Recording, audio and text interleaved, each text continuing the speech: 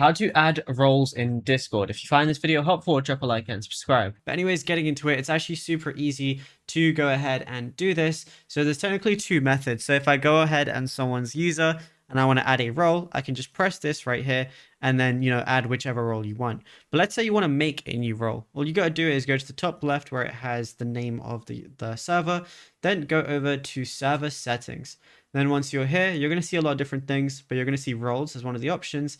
And then from here, all you got to do is scroll down and you're going to see create role right there. And then, you can call it whatever you want. You can change the permissions for it and everything. Of course, you can also change the colors and everything. You can allow anyone to mention this role, and you can view the server as a role as well. And also you can display role members separately from online members as well, which is pretty cool.